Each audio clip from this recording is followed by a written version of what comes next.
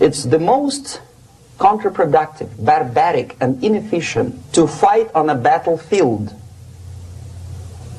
You know that war is continuation of state policy, right? So if you want successfully to implement your state policy, and you start fighting, this is the most idiotic way to do it. The highest art of warfare is not to fight at all, but to subvert anything of value in the country of your enemy, until such time that the perception of reality of your enemy is screwed up to such an extent that he does not perceive you as an enemy, and that your system, your civilization, and your ambitions look to your enemy as an alternative, if not desirable, then at least feasible. Better red than dead. That's the ultimate purpose, the final stage of subversion, after which you can simply take your enemy without a single shot being fired, if the subversion is successful. This is basically what subversion is. What subversion is, basically, it consists of 4 periods, time-wise. If we start from here and go this way, time, right? This is the beginning point. The first stage of subversion is the process which is called, basically, demoralization. It says for itself what it is.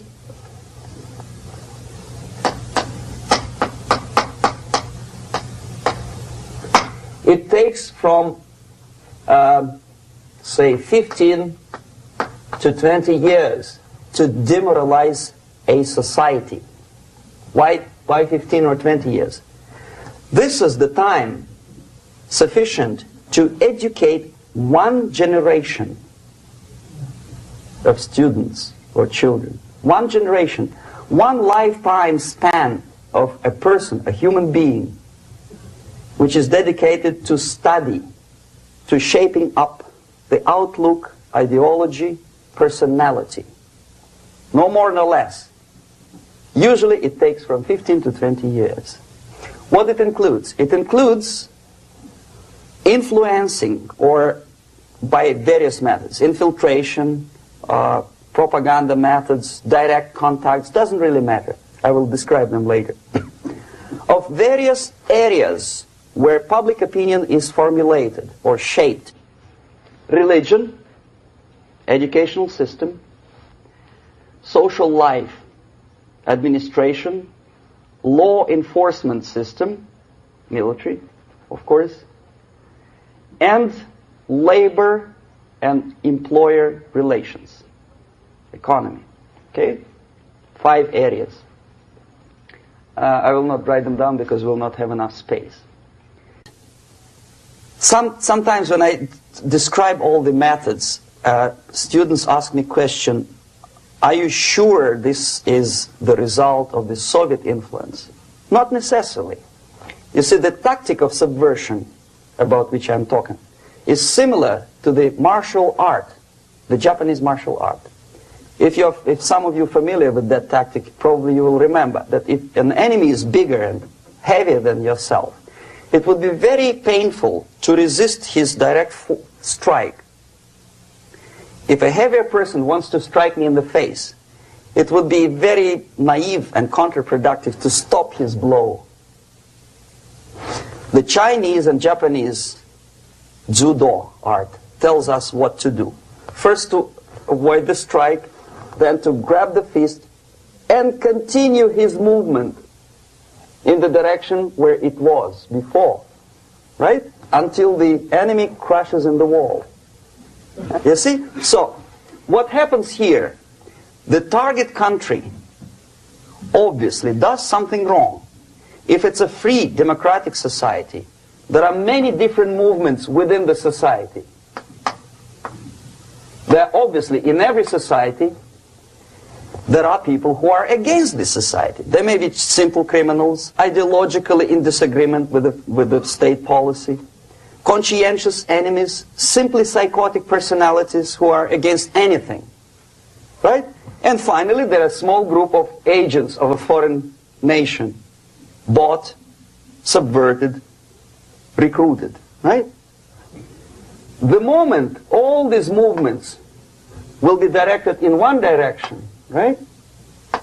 This is the time to catch that movement and to continue it until the movement forces the whole society into collapse, into crisis, right? So that's exactly the martial art tactic. We don't stop an enemy. We let him go. We help him to go in the direction we want them to go. Okay?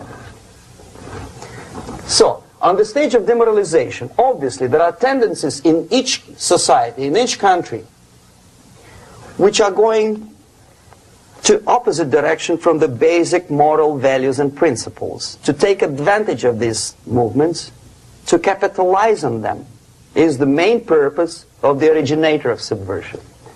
So we have religion, we have education, we have social life, we have power structure, we have labor relations, unions, and finally we have law and order. 1, 2, 3, 4, 5, 6.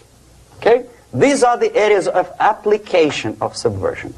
What it means exactly?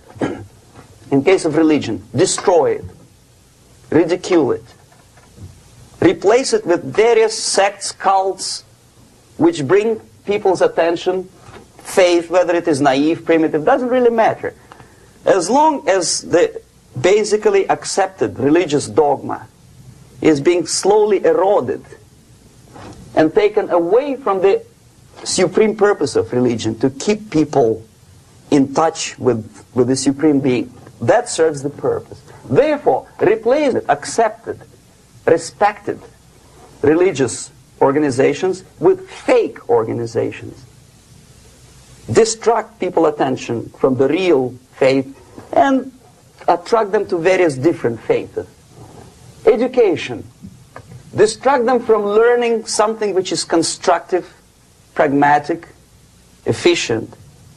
Instead of mathematics, physics, foreign languages, chemistry, teach them history of urban warfare, natural food, home economy, your sexuality, anything, as long as it takes you away.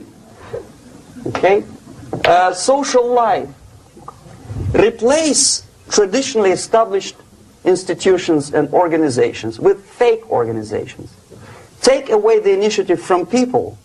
Take away the responsibility from naturally established links between individuals, group of individuals, and society at large, and replace them with artificially, bureaucratically controlled bodies. Could be stopped right here, both as an expert and as an import. And that takes one step, one very important thing to do. You don't have to expel all the KGB agents from Washington, D.C. The most difficult and at the same time the simplest answer to the subversion is to start it here and even before,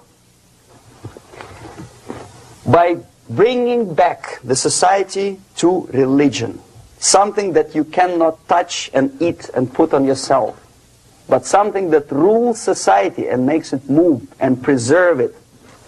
The ideas are moving society and keeping mankind as a society of human beings, intelligent, moral agents of God.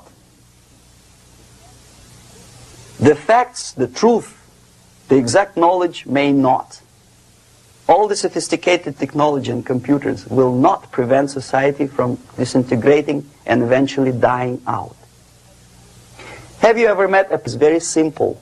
You don't have to shoot people. You don't have to aim missiles and Pershings and cruise missiles at Andropov's headquarters.